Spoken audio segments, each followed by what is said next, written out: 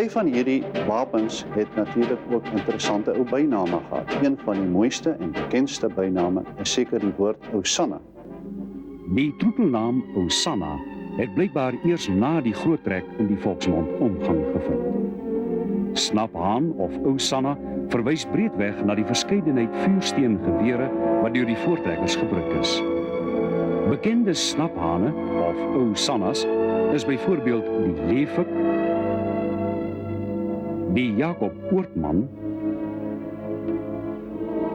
en die pangewere wat oom Frikkie Botha in Kaapstad gemaak het. Die geweer wat Dr. Felix later gaan laai, is deur een van oom Frikkie se seuns, PJ, gebou. En die boer het eintlik sommer so 'n bietjie gehou en dit sommer hier afgestroop teen die pan.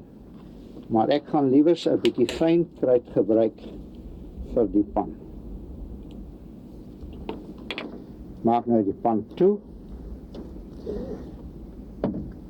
Nou gaan ek 'n vetlappie vat.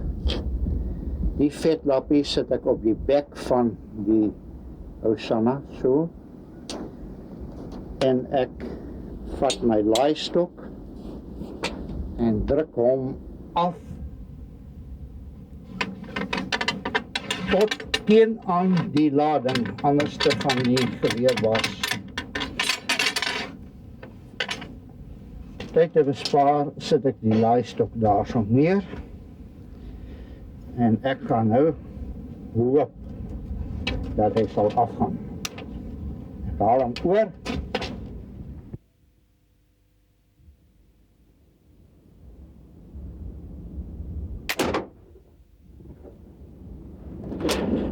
Ek weet nie waar sy geskoot nie. Die wapenrusting van die gewone voortrekker was eenvoudig, maar doelmatig. Vir tierlantentjies was daar nie tyd en plek nie.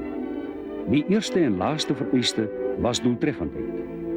Die koeltas of bandolier was van sterk gelooide hartbees, kudu of beesvel gemaak. Daarin is loodkoels gedra.